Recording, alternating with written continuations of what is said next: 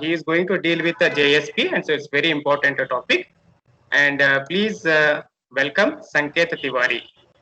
Thank Okay. you. Thank you, sir. Okay. Thank you, Sanket. You can continue now. Yeah, sir, can you allow me to present the screen? I'm not able to present the screen Yeah. here. Presenting the screen. Yes. Yeah, Hello. Hello. Yeah. Hello. No, it's giving an message telling that only organizer can present the screen. Yeah. Only organizers can. Yeah. Now I Yes. can do it. You can. You can present the screen. Now you can present the screen. Yes.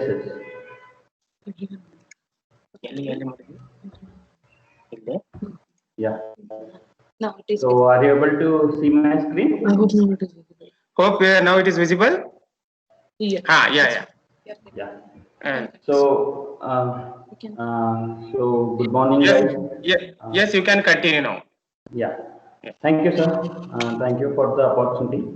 And very good morning to all the students. So you can, I hope you can see my screen. So today you are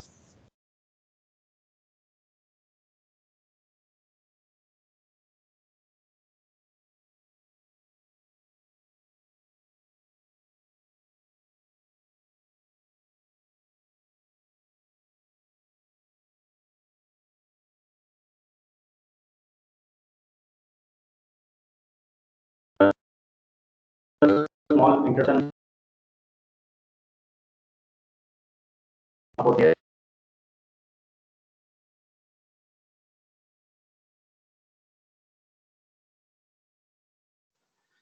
Excuse me, Sanket. Sanket, you actually have some network issues. You're not correctly audible. So first we'll ma'am. You're not correctly audible. I suppose you have some network issues. We are getting some interrupted. So are you able to? Yes. Now audible. It's Yeah. fine. You can continue. Sorry. Yeah. Thank you. 1 second. This screen got stuck.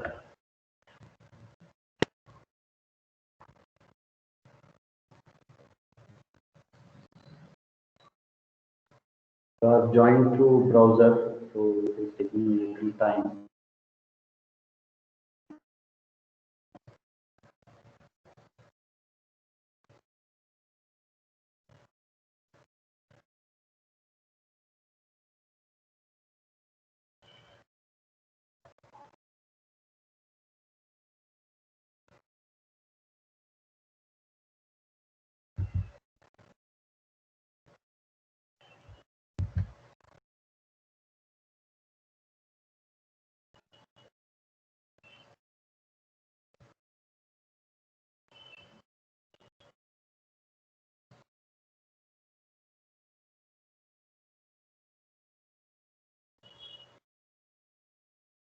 Yeah. So am I audible, right? Hello? You are audible, Sanket.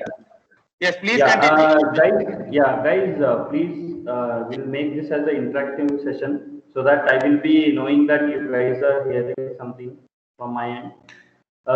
So why JSP? So JSP is again internally it will be converted to servlet, but why this JSP came into picture is it is very easy to code using JSP when you compare to servlets. So servlets you need to write very much of boilerplate codes, and also in JSP we can also write the HTML based code so that the development will be very easy and very rapid. If you go with the servlet, then each and every HTML tags needs to be written in Java. So here we can actually write the code using HTML.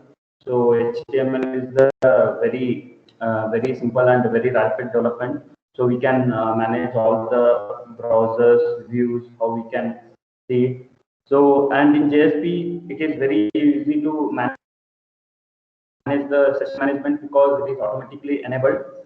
and we can have all the session based codings very easy using JSP. And in JSP, we can also divide the view and the server logics. So it is very useful.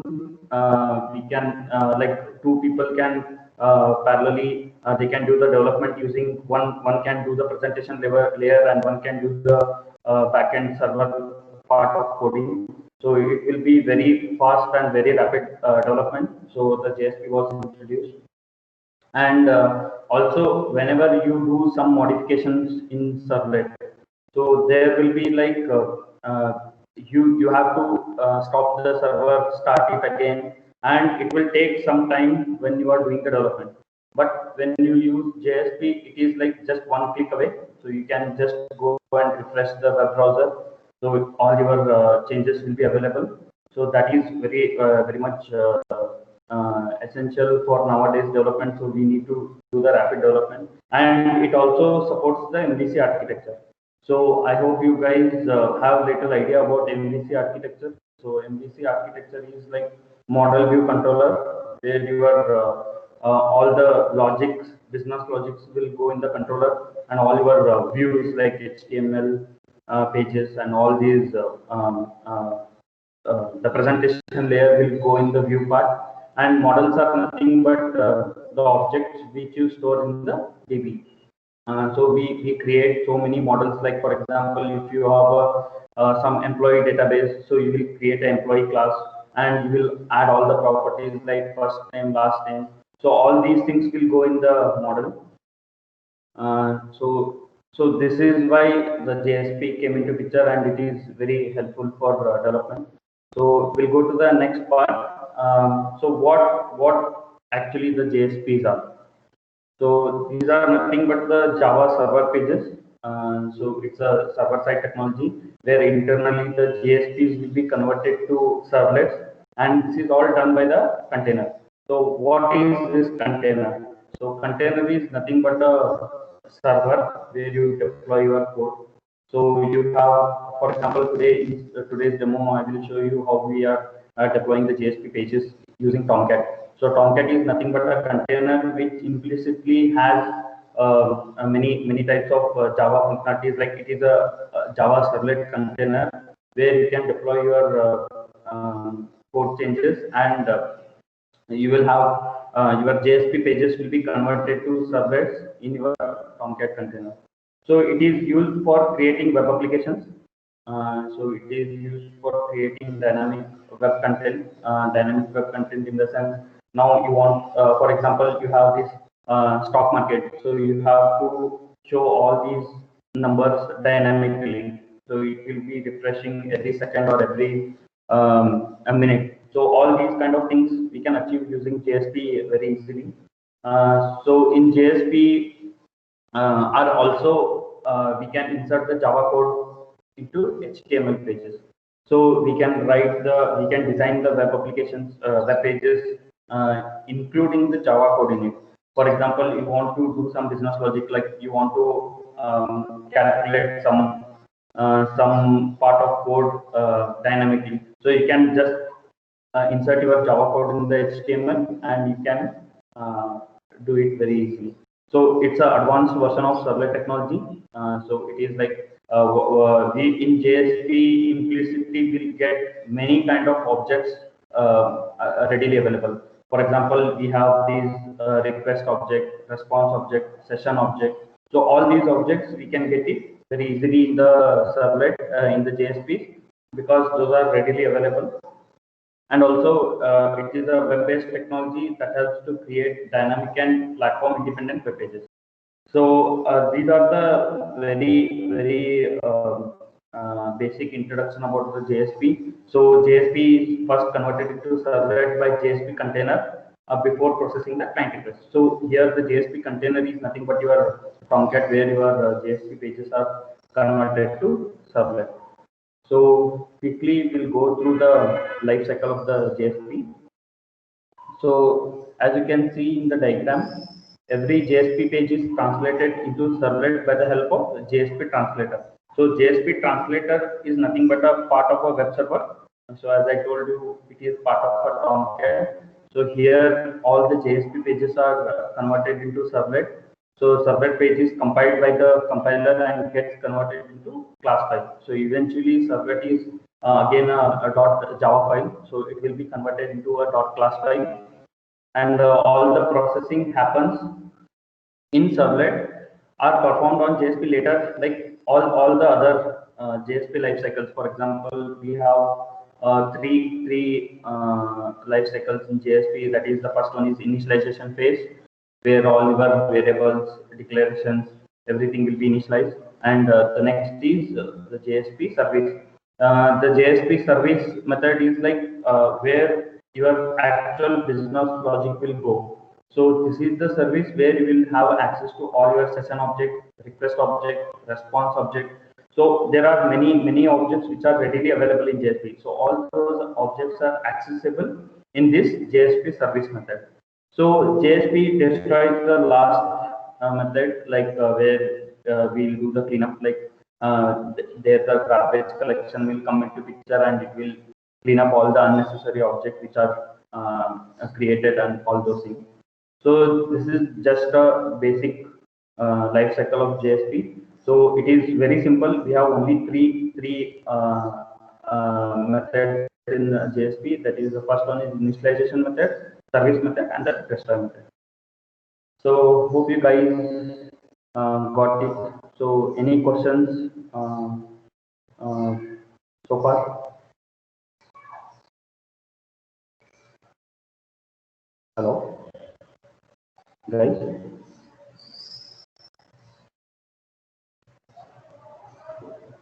Hello.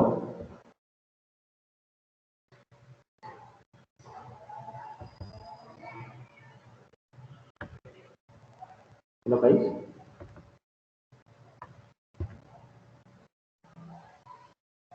Actually, yes, sir. Yeah. So you have any questions so far? So are you able to hear me now, right? Yes, sir. Yeah. So you can call me Sanket. So that's fine. So let's continue with the basic tags. So there are four types of JSP tags which are important and are very oftenly used. So the first one is directive tags, declaration tags, scriptlet tags, and expression tags. So I will give you like one by one. I will show you how these tags work and where these tags actually sit in the JSP life cycle. So the first one is we'll go with the directive tag. So these tags are nothing but used primarily to import packages. So as you can see in all the JSP examples so far, what you have seen. So all these JSP pages will have this tag called add page. So this is the first tag which we insert in the JSP page, and where we will tell that, okay, what is the language we are using. For example, now by default in the JSP, the language is Java. So if you are not specifying any attribute with a language, like you can have a C# language. So this is the very basic tag where we will tell which language our JSP will be processing, and we will also tell whether this JSP page has access to the session object. As I told you, all these session objects are readily available, so we can directly use it. And also we can also specify, like if you get any exception in the page, in the JSP page, you can also give an error page where it will redirect your page to the error.jsp. So error.jsp is just a name which I have given, so it can be anything. So whenever you get an exception in your JSP page, so it will be redirected to the error page. So likewise, we can import any of the packages from Java. So we have so many packages in Java readily available. So we can import those things and we can use it. And also we have this include tag. So what this include tag does is you can include any JSP within some other JSP. Like for example, if you want to, if you have in a web application, if you see there will be a header. For example, in Flipkart and all, where all your menu bar will go. where you can navigate to all the other pages. So you can separately write that part in one JSP, and you can include that in your in all the other JSP pages. So this tag will be used very often. So these are the directive tags. So we'll go next to declaration tags. So declaration tags, as you can see, these tags will start with percentage and exclamatory and ends with percentage and exclamatory. So in, as the name says, here all you can do is you can declare all the variables. Like for example, you can do all your initialization in this declaration tag, and also you can write some of the methods where, for example, as you can see, I have written one method where I am using the same variables and I am giving the value. So all these kind of functions we can write it in the declaration part, and we can call it in the JSP page. I will show you the example how these are getting used and all. So next is the scriptlet tags. So scriptlet tags, as you can see, it is also similar, but only difference is we are not using exclamatory.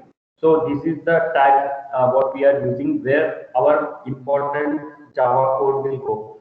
So these scriptlet tags are very important where your business logic will go, because these tags will be executed in JSP service method. So service method is, as I told, where your all business logic will go, and you will have access to all the implicit objects. For example, now we have request object, session object. So all these objects will be readily available in the JSP service method. So whatever code you write in scriptlet tag, you will get all the access to these objects. So as you can say, so what is the difference between declaration and the scriptlet? So declaration tags will be executed outside the JSP service method. So all your initialization, everything will go in there. But if you try to access any request object or response object or session object in declaration tag, you will not get it. So your editor will show error telling that no, you can't access these tags. So that is basically those methods, those tags will be executed outside the JSP service method. So these are the scriptlet tags. So next we'll go to the expression tags. So expression tags is like if you want to show some value. For example, you have declared one variable called like name, and you have hard coded the name. For example, if you see for all the applications like Flipkart, Amazon, so application will have same name throughout the application. So that kind of thing, if you want to access, so you will declare it in a one variable telling that okay, string application name, and you will define the name. So all those variables can directly access, and we can display it in HTML code itself. So any questions? Any questions or anything? So are you guys understanding? I am fast. I need to be little slow. Anything?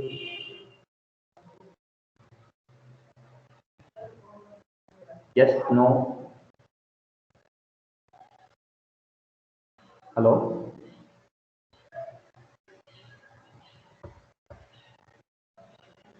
Hello?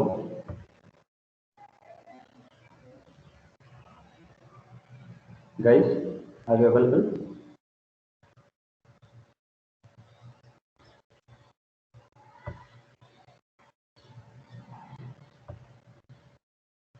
Hello, sir.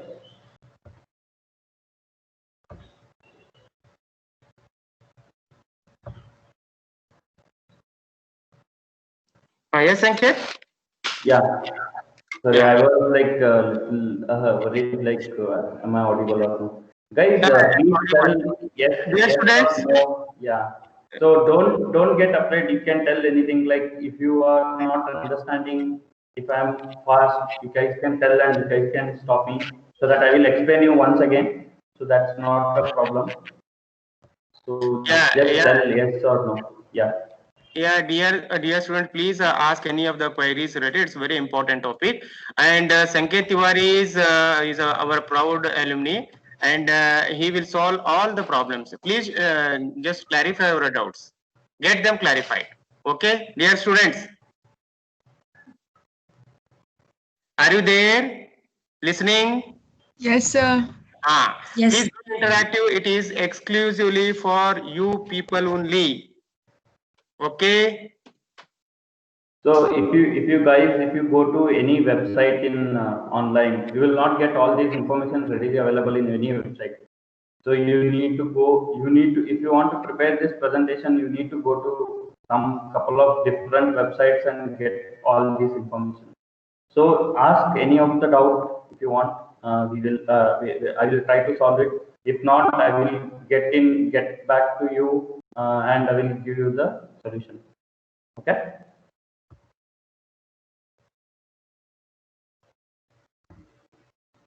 Okay, so let's continue. So as I told, there are 9 JSP implicit objects which are created by the web container and are available in all the JSP pages. So you may have seen some of the JSPs where you will find objects like out, request, response, config, application, session. So all these objects are readily available in every JSP page. So you guys can directly go and access these objects and you guys can work on it. So I will show you all the examples of these implicit objects so that in reality how these objects are getting used. I will give you the demo of that also. So now let's see, like, yeah. So as you can see, I have added one example where a servlet is transformed to JSP. So if you want to write a sample code, as you can see, I have written on my first JSP page. This is the JSP part. So as you can see how simple it is. But the same thing if you want to write in a servlet. So you can see how complex it is, like so much of boilerplate code is there. So you need to add this public void method. You need to add all the objects which you want to access in the service method. So all these parts you need to write every time whenever you are writing a code using servlet. So as the as we tell this as a server side advanced server side technology. So it is in all these pages. It will be very simple and very easy as you are getting all the objects readily available in the JSP page. So this is one just a sample example, and now let's go to demo. So as I told you, I will give demo on all the implicit objects which we have seen. So I will show you how these applications are developed and how it is written. So you guys are aware of Eclipse, right? So you guys are aware where you can go and you can create your web projects. You can write all your code, everything in an editor, where editor will tell you like, okay, if there is any errors. So editors are very useful in real time. So the development will be very easy. Assume like if you want to write it in using a Notepad or Notepad plus plus.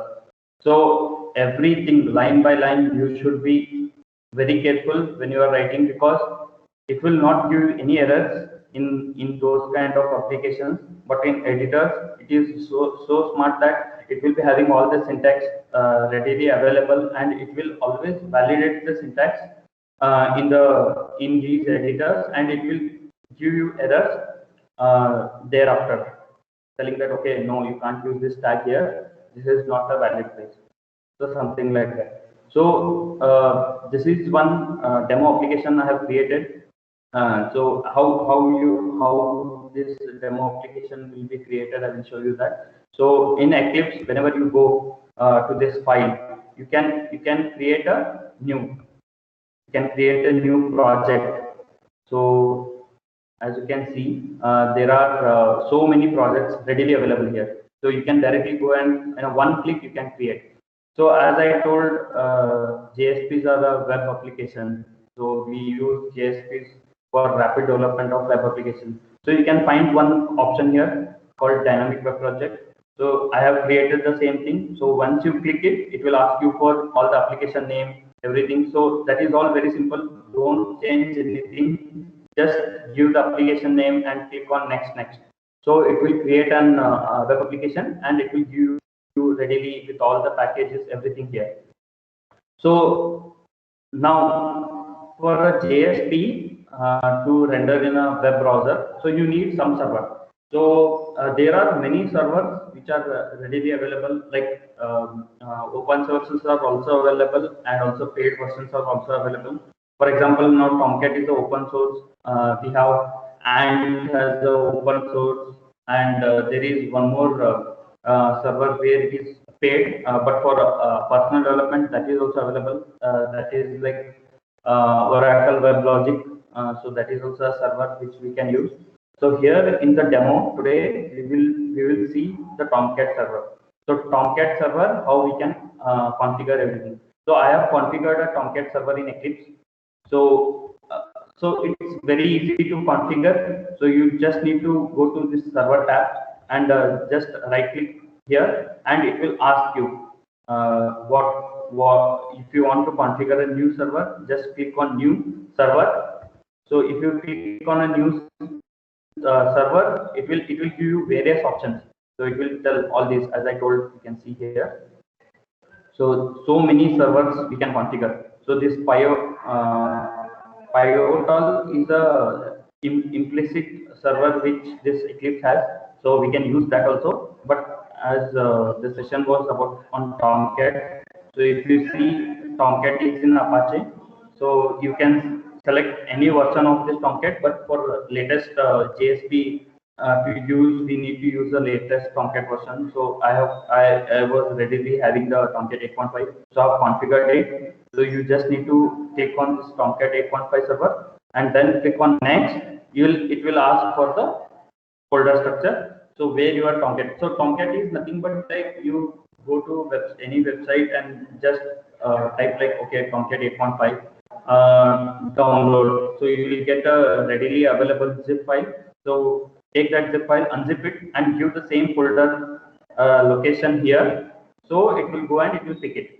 So if you go, if you go and once you configure, so I have configured it, so it is not asking. So as you can see, I have added this Tomcat 8.5, and it's in my D project software and Apache Tomcat. So just use the folder name, so it will configure it automatically, and it will be readily available to use it. So what I will do, I will just run this on a server first, and then we can see what all applications we have written and all.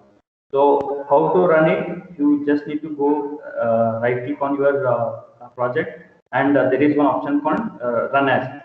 So run on server. So if you click on run on server, so it will ask which server. As I told, this Pivotal is already available in as a inbuilt. So I will just select the Tomcat one which I have configured. So I will just click, and I will add this JSP. Initially it will be this side. So you need to just select and click on add. It will add it into the JSP demo project to your Tomcat server. I will just run it. Once we run, as you can see here, it is starting the Tomcat server. So basically, by default, the Tomcat port will be 8080. So uh, so you can use that port, and you can access the web application. So as you can see, it has opened the web browser here only. I will just close it. I don't want it here. So it has started. So if you see, I will go to one web browser. Okay. I will go and I will type HTTP localhost. So localhost 8080. So if I click, sorry, I think I have changed the port. Okay, 1 second, I will stop it. Run it again.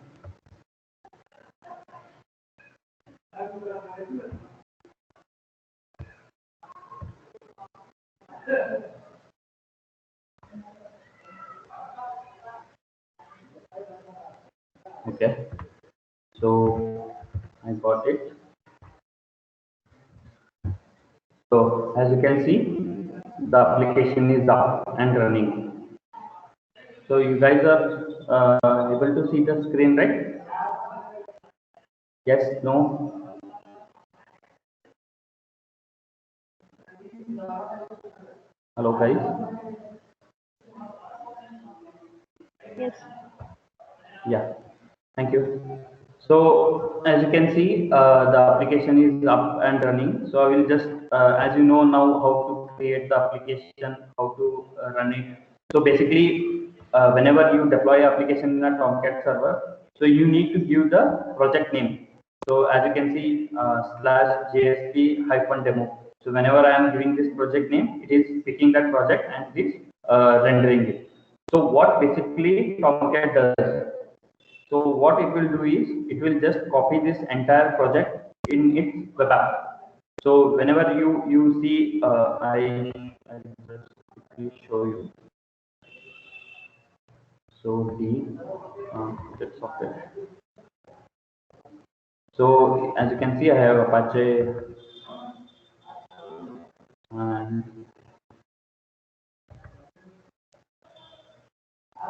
so it will place your application here in the web app. Okay. So it will place it here and you can start working on that application. So directly you will go and you can change all those things in here. So basically if you see, it will tell the folder structure also here.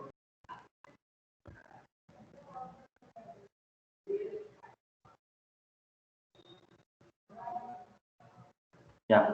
So as you can see, it is telling the demo dot metadata. So in this location, your application will be placed. So you can directly go and change the JSP files there also, and if, just one refresh, it will be readily available. Okay. So I have created the demo in such a way that it will be very useful. So as I told you, there are 9 implicit objects which are readily available, correct, in a JSP page. So there are these different types of examples I have created. So I will just show you the first one, that is example for out. So out is nothing but if you want to display something. So if you want to display any variables or anything, so you can use it. So I will show you how I have written that. So as you can see there, I have yeah, before that. So whenever you deploy application in a Tomcat, you need to you need to tell that Tomcat what JSP to use by default. So for that Tomcat, there is something called a web descriptor file, so which will be very useful and which will tell the Tomcat by default which JSP to pick up. So as you can see, this web.xml, I have defined various types of JSPs and HTML files, where it will look for these default files and it will try to render it. So as you can see, I have included this index.jsp. So by default, what it is doing is it is going and picking this index.jsp. So we'll just make it a very big screen. So this index.jsp, it will go and it will render this index.jsp in your browser. So as you can see, I have used a normal HTML code to define all these buttons. So forget about these fancy things. So I have used Bootstrap. So that Bootstrap thing is again a HTML CSS code where whenever you learn about this CSS. So that time this is a readily available framework which you can use. So as you can see, I have defined various anchor tags. So all these anchor tags, what it is doing, just whenever you give href as out.jsp, when you click on this example for out, so it will just go and render this out.jsp. Okay. So I will just show you what I have done in out.jsp. So as you can see, so again, this is all this header, everything is a boilerplate code. So this is one big disadvantage in JSP. So every time, whenever you want to have a similar kind of structure in all throughout the web application, so you have to write these all similar kind of codes in all the JSP so that the look and feel will be similar. So I have included this navbar. So all these things are available in all the pages. So this is just a boilerplate code. So as you can see, I have defined one declaration tag here. So what I have done is simple. I have declared various variables, and there is one method also. So as I told, you can define a method also in declaration tag. So what this method does is it will take the name and it will give it back. So that's it. So this is one just a simple example I have given. Like same, you can pass string, integer, all kind of objects here, and you can do some of the calculations, like some of the calculations constant. So all those calculation methods will go in this declaration tag, and you can use it. So how I am using it? So as you can see, it is so simple. We have one div, and I have written this text displaying value in int, and for to display a value, I have just used this scriptlet tag, and I am printing it. So these objects, all this out as I told, this is only available in scriptlet tag.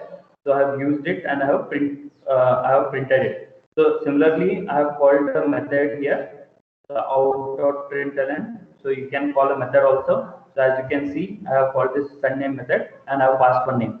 So this will go and render all the values for you. So clear, right? Right? Yes, sir. Yeah. So next we'll go. So we have, as I told, the next example is example for request. So we, as I told, in scriptlet tags, we have all these HTTP GET POST request.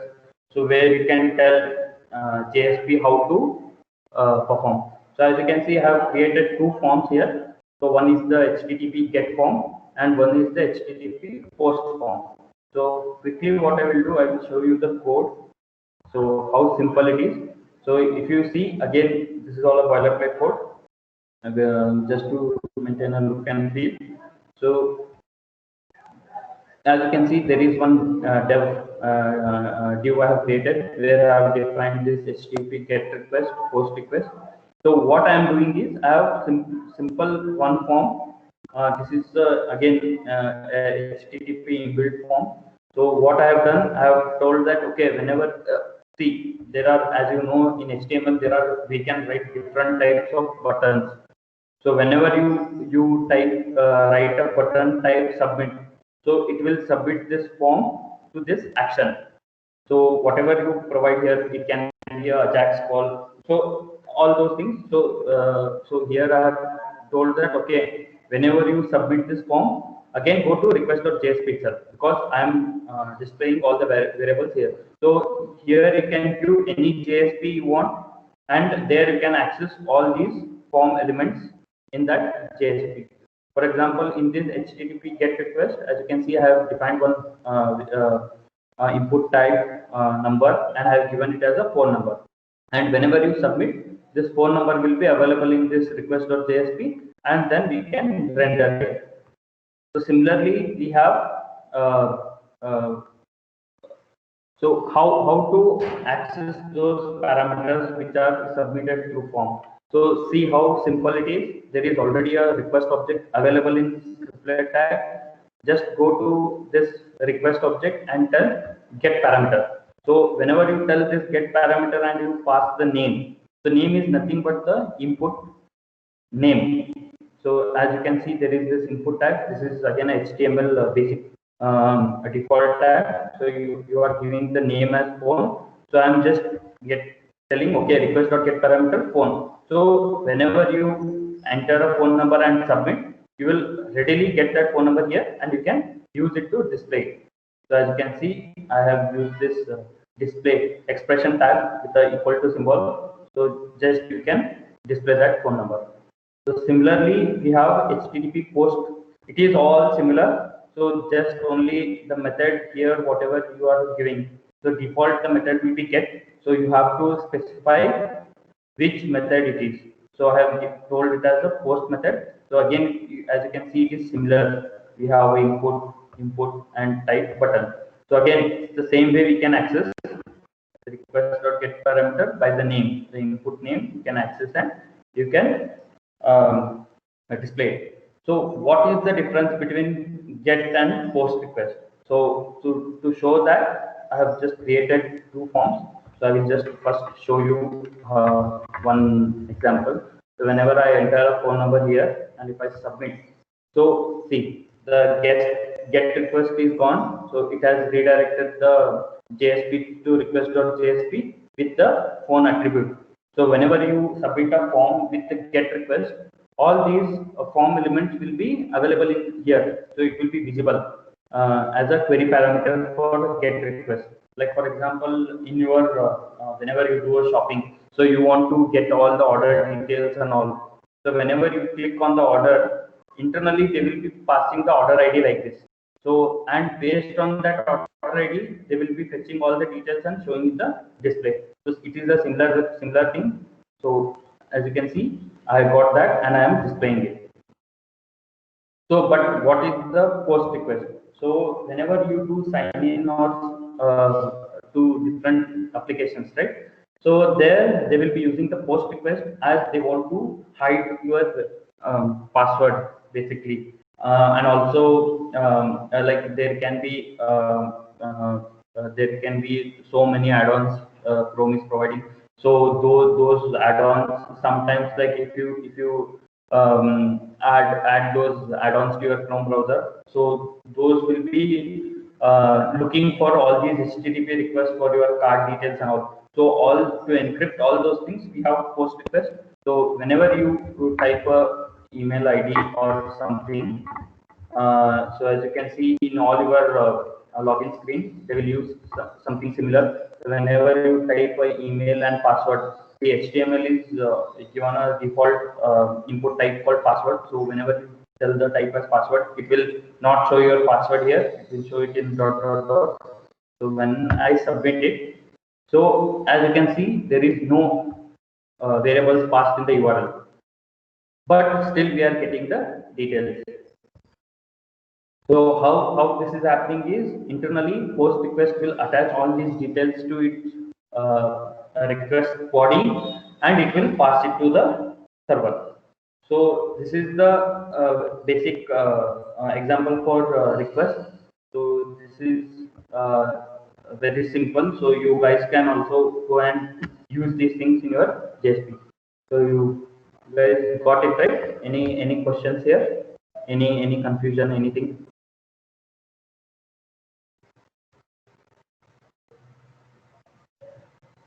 Guys, hello. Hello, Sanket. Yeah, yes, sir. Okay, please go ahead. Any problem? Yeah, no, sir. I was just asking if they have any doubt or anything, or if they are getting any confusion. Yeah. Students, do you have any doubts? Students? Maybe they are Okay. understanding, it seems. Maybe they are. Yeah, maybe. Yeah. Okay. So next, we will go to one more Students, do you have process. any One more. also in the chat box? Yeah. So that is also fine. If you have any doubts, you can drop a message in the chat box. Yeah. So, next we'll go to a response. So as you can see, In sorry. the chat box, there is one thing like, sir, font size is small. Can you please increase it? So that is a request. Can you just increase your font size a bit? It's there in the Okay. chat box. If you want, you can see that. So is it fine now? Yes, absolutely, Yeah. absolutely. Yeah. Okay. So so we are done with the request part. So I will just scroll once again so that you guys can have a clear look. So see, this is just a simple form where I've given the action, input type, everything. So I'm just accessing the request parameter as I'm giving the action as the same request.jsp. So I'm accessing it here. So you see, I have also written some of the if conditions and all. So this is nothing but using the scripted tags itself. Like if the phone number is available, then only you need to display it in the web, HTML page. So like that, I have given used the if conditions and all. So it is very simple. So if you guys try it, it will be very easy. So as you can see, so it is the basic difference from HTML get to POST. Okay, so next we'll go to the response. So I've created one more JSP telling response.jsp. So this is again a boilerplate code. Okay, so I will quickly show you the demo what it does. So whenever like what is response object? So whenever you do a request to a browser, so you need to get back the response, right? The response can have various types. So the response can be a JSON response, XML response, and it can also be a HTML response. So all those details, like if you want to send a HTML response, by default the application type will be HTML. So if you want to send any other response, like if you want to send a JSON response, XML response, you can set that attributes in a response object, and you can send it. So here I will show you one example. So when I click on the response, what I'm doing is I'm just adding one cookie details. Okay, so what this cookie details does, so whenever you log in into any web application, like again e-commerce application or banking application, so those all applications will set a cookie once you log in and your credentials are fine. So they will set a key with max expiry timeout. Like for example, if you log in, your application will not be logged in for long time, so it will have some validity. So such cookies will be set using this response object. So I will quickly show you how we can use it. So as you can see, this is again a scriptlet tag which I have used. So I am creating a new cookie object here itself in the JSP, and setting it the max age as 60 seconds. So after 60 seconds, the cookie should be gone. So after that, I have given the name, and I'm redirecting it to the index.jsp. So using this response object, you can redirect it to any JSP you want.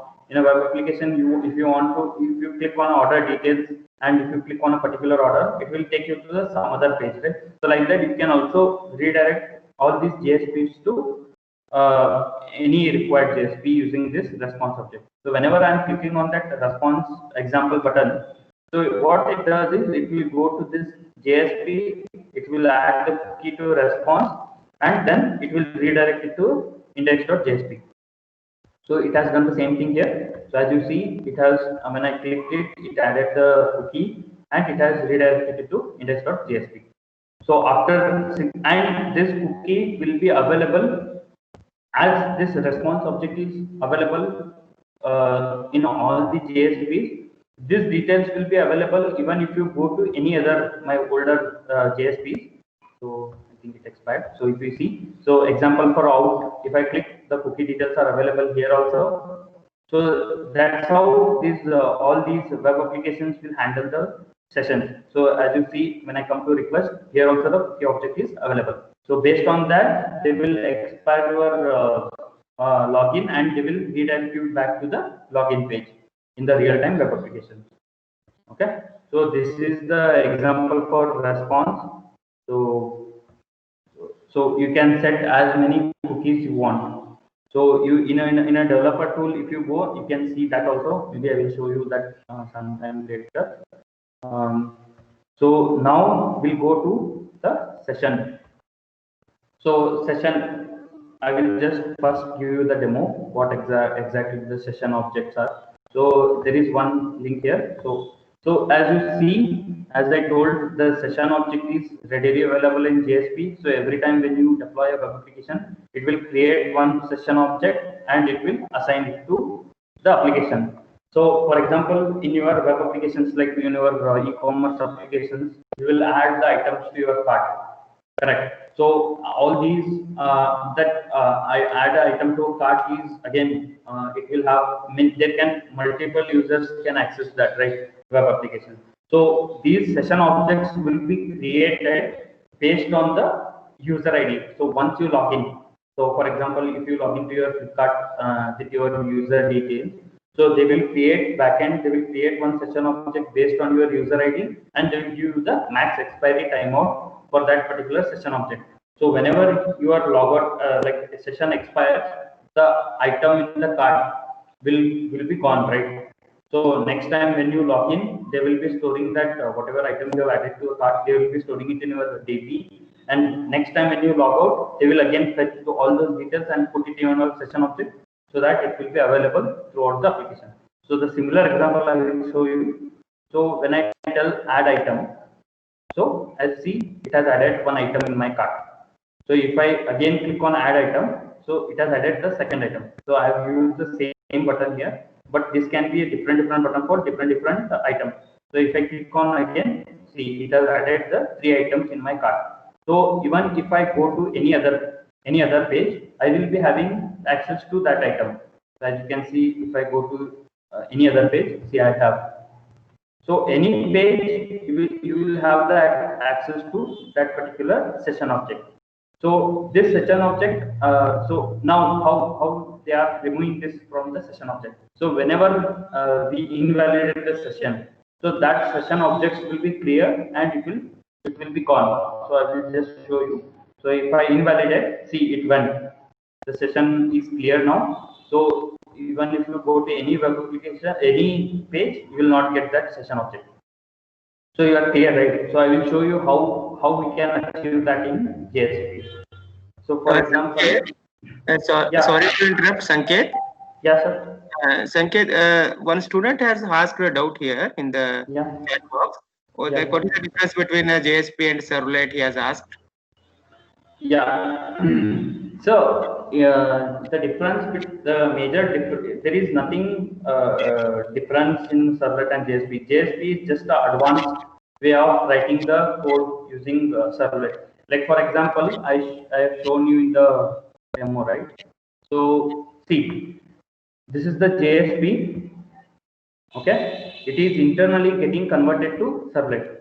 So eventually whatever you write in JSP, it is getting converted into servlet, but the conversion is part is not done by you guys, it is done by the web container. So the major difference between JSP and servlet is the way the development and the way you write the code will be very simple using JSP.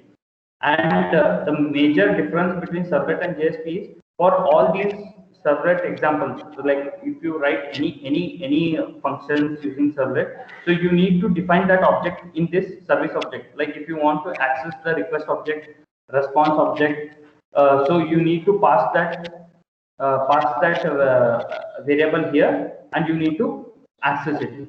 But in JSPs, all these objects, as you can see, there is a request response object, right? All these objects will be readily available in JSP.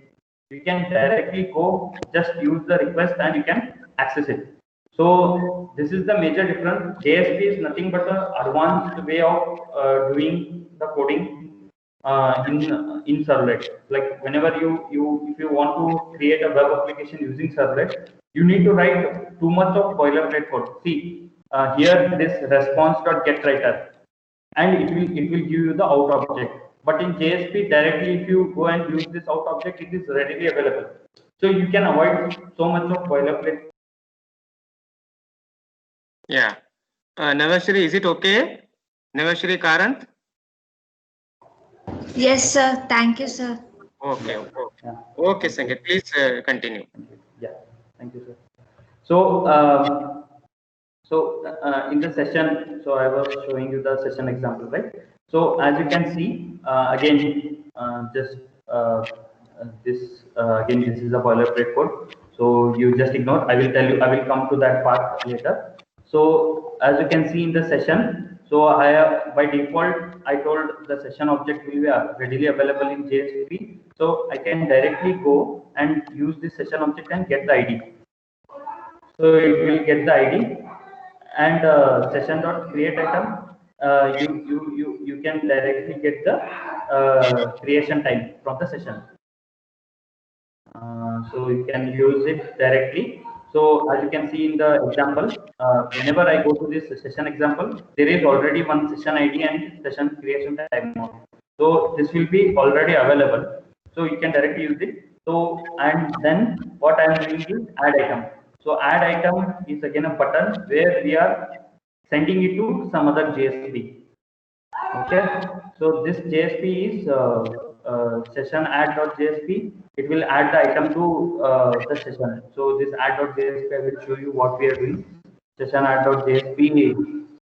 So as you can see here, just look at this code. So what I am doing, I am just having this count variable. Okay, this count variable, if it is not null. So this is the default struct. Like I can't add any attribute to this count variable, right? So I am just checking whether this count variable. So you are not seeing any declaration for this count variable, right? I think I have declared it in just.jsp. I'll just show you. One second.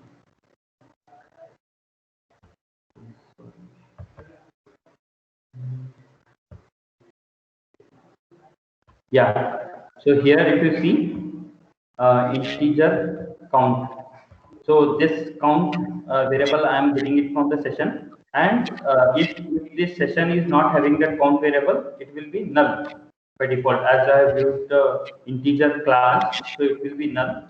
So the same way I have added that null check. So if it is not null, I will increment the count.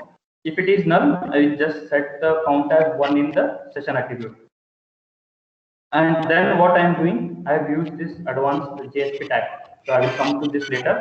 So what I am doing is same like response.send redirect. I am redirecting it to the session.jsp.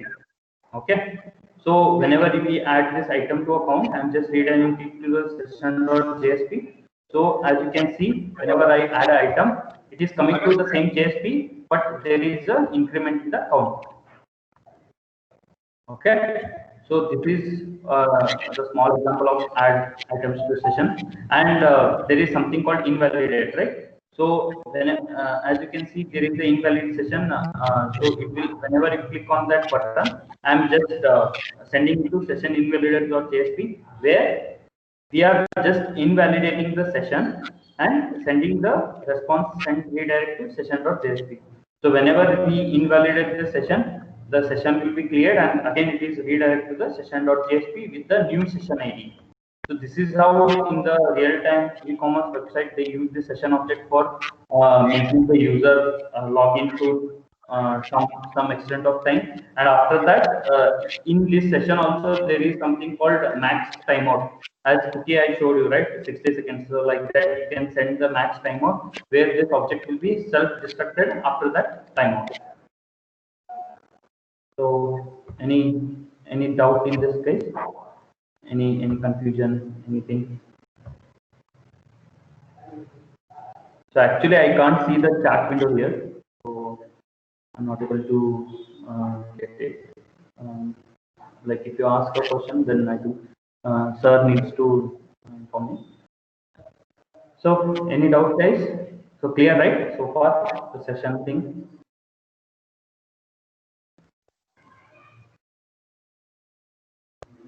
Okay, I assume that if you are silent, I assume you understood it. So the next is there is this page context.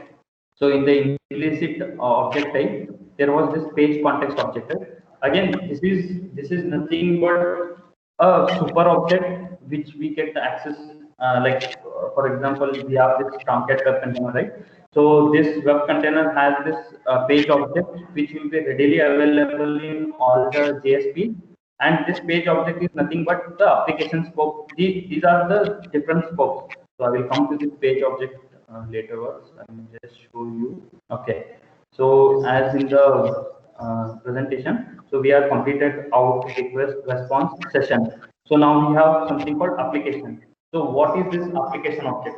So application object is nothing but an object which will be readily available throughout your web application where you want to set anything globally. For example, now you have think you have one website and you want to give a name to that website. So if you set that name in this application, so that name you can access in all the JSPs. So I will just show you how I have used it. So if you go to this index.jsp, okay, so in index.jsp, I have set one title. So see application.set attribute title introduction to JSP. So once I set this in the application object, I'm just using this application object everywhere. So as you can see here, I have just application.get attribute title. So I've used again out and I'm just getting the title. And in all the JSPs, I'm using the same object. I've not done anything. So see application.get attribute title. So this header, right? So here, if you see in all the JSPs, I told you this is the boilerplate code. So everywhere I have written this part and I am accessing the application object. So this is one object which will be available throughout your web application. So you can use it to set anything globally. Okay. So next we have session we are done. Next we have page context. So page context is again a parent super object of all these objects. So what is the use of this page object is, I will just show you. So if I go and click on this example for page context, see there is you can set the attributes using the scope. Like if you want to set the same thing, like if you want to set any attribute in application, so you use that application object and you have set the attribute. The same way you can use this page context object and you can give the attribute which scope you want to set it. So it is just a super object of all those things. You can tell, okay, you want this attribute application scope. So it will be readily available throughout the application, and it will be you can access. The same way you have session scope, request scope, page scope. So session scope, you know right, like till the session is valid, that variable will be available and you can access it. You can set that also. And request scope. Request scope is like from one page you are going to some other page and you have set some applications in some JSP. Like for example, here I have set one attribute in session and I will redirect it back to some other JSP. So and I will access that attribute using this request scope. So only for that particular period the attribute will be available. So if you go from there, if you redirect to some other JSP, that variable will be not there because it is only for one request scope. So you can use that also. So you can, if you want to send any attributes or anything, so that will be using request scope. You can send it from one JSP to other JSP. So I will just show you how you can define those things. So as you can see here, so page context dot get attribute. So here I have set the attributes. So page context dot set attribute title application JSP, and I have set the scope. What scope this attribute should be available. This is just a super object. So if you want, you guys can use it, or you can use the other objects also. So apart from this, we have something called page exception and config. So this is nothing. This config is nothing but the servlet config. Like for example, if you want to get the details of the current servlet, so you can use this config object. So as you can see in my index.jsp, I have given something called servlet details. So this is all coming from the config object itself. So I'll just show you how you can access that. So as you can see, yeah, here. So this config object is readily available. So you can just go and use it config.get servlet name. You will get the name. You can get config.parameters. All the parameters, if you want to access from the config, you can get that parameter. And I'm just iterating a while loop here using again this triplet tag and displaying all the elements. So you can use that config object and cookie also. Like for example, now I was showing all the cookies in all the pages, right? So see the request dot get cookies will give you all the cookies. So you can iterate through the cookies and whatever is your cookie name, you can set that cookie name and get that cookie and you can display it. So I have displayed, I have used one normal key object and I have assigned it to this our key variable, and I'm using it here to show the cookie detail. Okay, so this is one, and now I will show you the exception part. So whenever you have an exception, as I told, whenever you have an exception in your web application, you can tell which error page to go. So I have defined here one error page called error.jsp, and I am deliberately causing an exception here. So as you can see, I have defined a array of array of size 4, but I am trying to access the fifth element. So it should give me array index out of bound exception. So, and once this exception comes, it should redirect me to this error.jsp. So as you can see, I have used this Java util. So this import I have used just to get all the objects which are in this default package. So like this, you can use the import, this content type. All these things are attributes. If you don't set also, it will be default text bar HTML. So page encoding will be also default UTF-8. I've just changed it. So all these things you can ignore. There will be a default value. So if you go here and if I click on this example for exception, see, I got the array index out of bound exception, and this exception dot in exception dot JSP, I got this error, and it will this exception is here. So sorry, an exception occurred. So internally, what it will do, whenever the exception occurs in the JSP, internally it will redirect to this error.jsp, and it will give you the error. So as you can see in this error.jsp, I have this sorry an exception occurred message, and all these exceptions are shown here. So this exception object, again, this is the implicit object. You can get it and you can use it. So this for this JSP, and there is one more thing.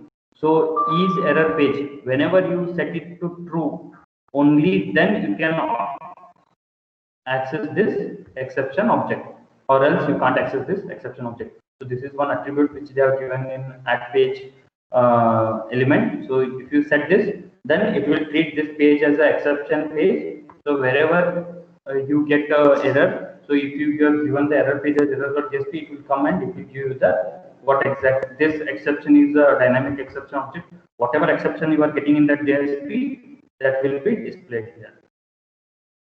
So this is for exception thing. So any doubt so far? Any questions? Any questions, students? So Yeah. there is one question from Bhagyalakshmi Sanket. Yes, sir. Yes, sir. Yeah, this JSP is still it is used. So that Used in the sense still it is used in the industry or what? That is what her yeah, question. yeah. Actually, in industry, here, as per my experience now, this is very old technology. So 7 years back when I joined, since my first company, in that company we were using this JSP. Now we are not using JSP. The trend has moved on. Now we are using all these single page applications. So why single page applications? I will just explain you why the trend has moved. So as you have seen throughout my demo, in all the JSPs there is this boilerplate code. So everywhere I have to include this header part as well as the footer part. Okay, and I have to include all these HTML tags, everything. So every time when we are navigating from one JSP to other JSP, every time the whole page is getting refreshed, which is unnecessary. Like for example, if you want to replace only this particular content part, so these are all the buttons, and if I click on example for out, you should replace only this part. So that time we can achieve using JSP also. There is something called Ajax technology. We can use that and we can refresh it. But as of now, we are not using that also. We have moved on to Angular, where it is a very systematic way of coding where everything will be a component based. Like for example, this header will be one component, this buttons will be one component, this displaying part will be one component. So whenever we are clicking, we are just refreshing that particular part. So we are not refreshing the whole page. So with that, there is a lot of improvement in the performance of web applications. So there might be some applications like legacy applications which might be using JSPs, but apart from that, any new application which is coming into market is, I think it is not using JSP. They are all moved on and they are using the single page application framework. Yes, Bhagyalakshmi Tegur. Bhagyalakshmi Tegur. Yes, sir. Is it okay? Yes, sir. Yeah, but whatever Sanket has told, it's fine. It's absolutely right. As a part of the fundamental aspects in the server side programming, sometimes you need to learn these servlets and JSP. Yeah. Yes or no, Sanket? Yes, yes, sir. So this is a very basic thing. So if you know, if your basics are strong, you can learn any framework. So for example, now whatever the frameworks which are in market, those frameworks are built on these basics itself. So if your basics are strong, you can learn any framework. That is not at all an issue. So as you can see, I have shown you all the examples of all the different types of tags. So I will show you some more things like where. Oh, I think my okay, fine. So I will quickly show you one more example, sir. I think my charger. Yeah. Yeah, I will show you one. So as Salim sir told, so they are planning for one web application where you want to insert, you want to use the Tomcat and other things like DB, MySQL DB to insert, and one whole web application. So I have just created one sample example. So where I have defined one form here. So I can just quickly show you how we are using this form to store the data in our DB. So I have defined the JSP here. So when I submit it, so this particular form is getting inserted into one of the MySQL DB. So as you see, success you are registered successfully. So I will just quickly show you the also. So this is the MySQL DB I have created from my like you guys. This is open source. You guys can also create it. So I have created one DB using MySQL, and you see there is this record which is getting inserted, which just now I have submitted. So how this is done? So it is very simple using JSP. There is something called JDBC templates also, where you can use a more advanced way of doing it. I have just used a simple form. So as you can see, this is just again a same HTTP post form which I have shown. I have just defined all the input tags, and just when you submit, I am calling this dbdetails.jsp. So when I submit this to a dbdetails.jsp, so what I have done is, see, it is very simple. So I have one employee class which is written here in the source thing. There is this employee.java. This is one class which I have defined where all the attributes are there. For example, whatever the form we have submitted, we have submitted this and first name, last name. So all those details are there in this employee. So as you can see, employee.java, all these details are there: first name, last name, username, password, all these things. So what I'm doing is here, whenever you submit a form, we are using one advanced JSP tag, that is JSP use bean. So I have given the ID. So I've given the ID and a class.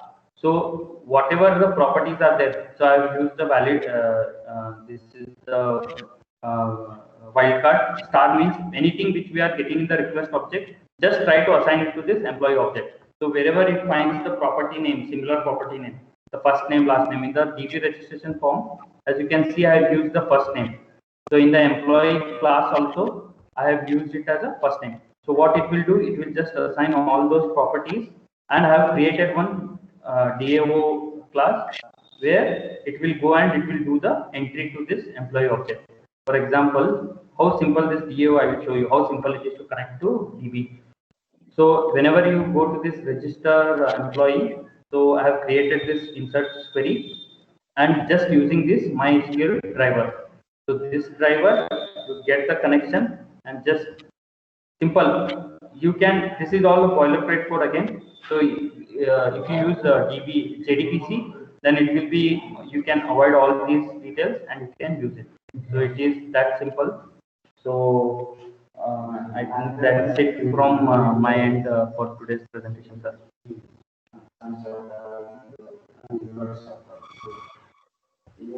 Sir?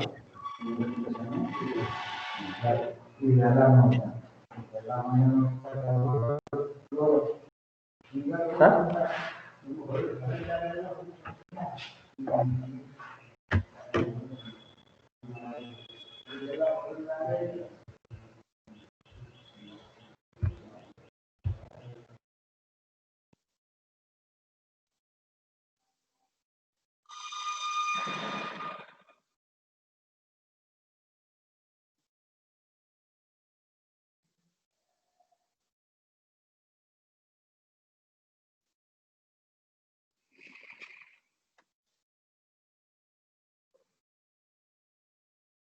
Okay, Sanket.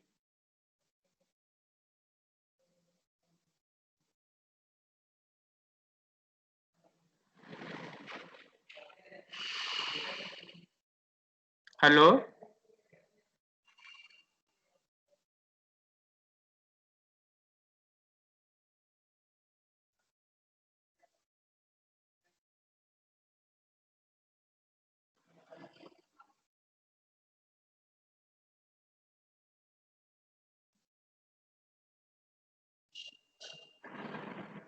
Sanket.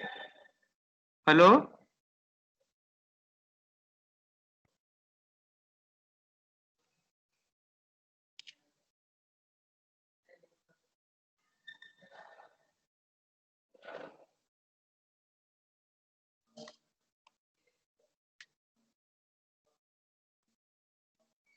Yes, Sanket, is there any problem?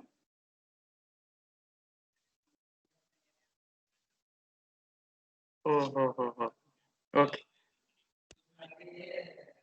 Huh.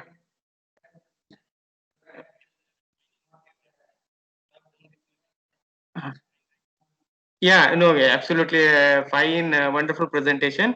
What shall I tell to the students now?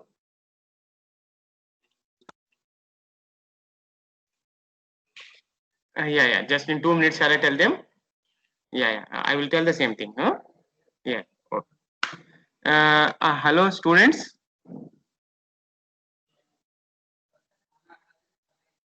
Yeah, are you there? Yeah, our alumni Sanket Yes, sir. Tiwari is going to join. Yeah, within 2 minutes. Maybe some technical aspects from that side. So within 2 minutes, he is going to join. And if you have any doubts, please you can ask in the by sharing the link also. You can just answer in the mobile also just by clicking the link.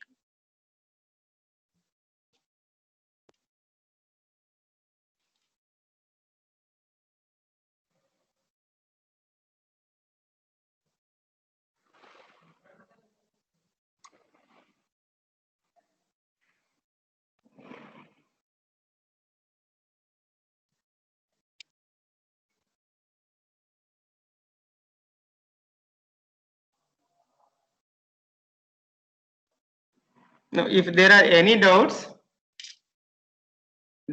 from your side,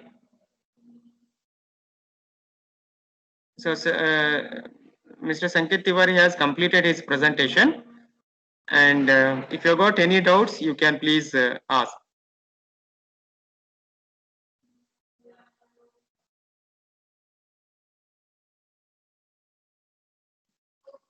So, any doubts?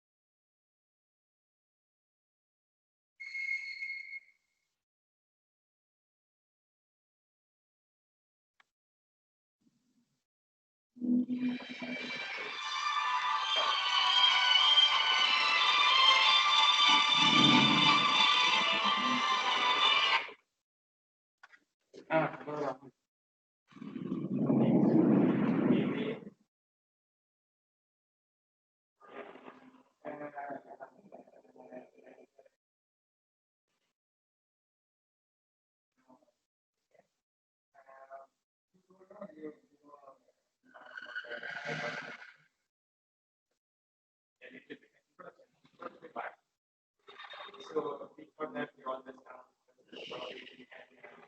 and take up the session on because yeah, you know, certificate type.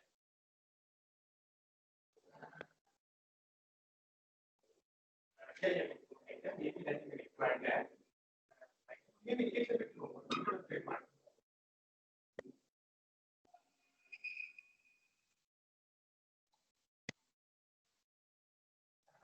Yeah.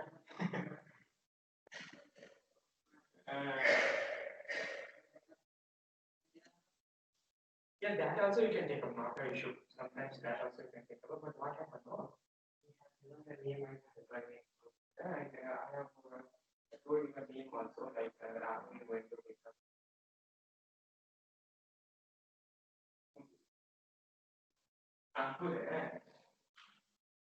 Yeah, it's fine. Then can you tell no? You tell.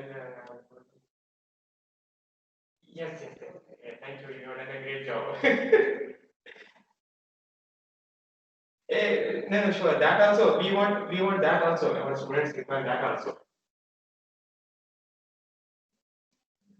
Testing in what Java programs testing? Which programs? Which no Java programs or .NET programs? Which one? Java programs. Okay, exactly Java you test. No? Yes, we introduce one session. We just clarify and everything. Okay. Yeah, yeah. Thank you. Thank you. Thank you. Yes, yes. Thank you.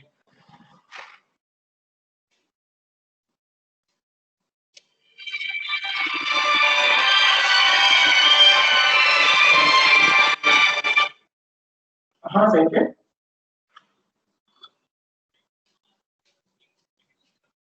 Okay, okay, Sanket. You have completed your presentation, right? Just I asked them do that whether do they have any doubts and all that. Probably they are not having any doubt. It seems. So what to do? Shall we?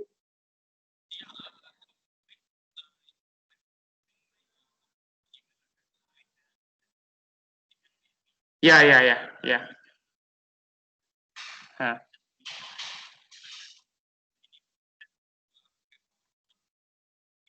I'll switch on the speaker. Yes. Yeah. Dear students, hello. Students, do you hear me? Please answer. Yes, sir. Here Mr. Sanket Tiwari is there. Actually, due to some problems, he is connected with the mobile. And do you hear him? Yeah, sorry guys. So I have some connectivity issue here. Due to that, I have joined through mobile. So I am done with my presentation. So if you guys have any doubt related to JSP, or if you are trying to build any application or anything, so if you are facing any problem, so I will share my email address with Salim sir. So if you have any doubt, then you guys can contact me through that email address. Maybe I will not respond immediately, but definitely I will go through your queries, and if I have any solution, I will get back to you guys and I will try to solve your problem. So thank you guys. Thank you, sir, for a wonderful opportunity. Yeah. Just a minute. Okay, students. Did you get the message from Sanket Tiwari? Hello? Sir. Yes, sir. Yeah. Yes, sir. Yeah, fine. Further also, if he may be in touch with us, and I would like to thank Sanket Tiwari from the department, from principal sir, and from all other staff, and from on my behalf and from my students' behalf for his wonderful presentation and sparing a valuable time with us in spite of his busy schedule. Thank you, Sanket. And I would like to say about Sanket also that Sanket was a topper. That is also a very nice person also, and very good programmer also. I know him very personally. Uh, yes, Sanket, thank you very much for your wonderful presentation. And we may require your help also in future for our students. Yeah, definitely, sir. I will help. Very nice that you have showed interest and delivered a nice presentation. Thank you very much. Thank you. Yeah, thank you, sir. Thank you. Thank you, guys. Thank you all.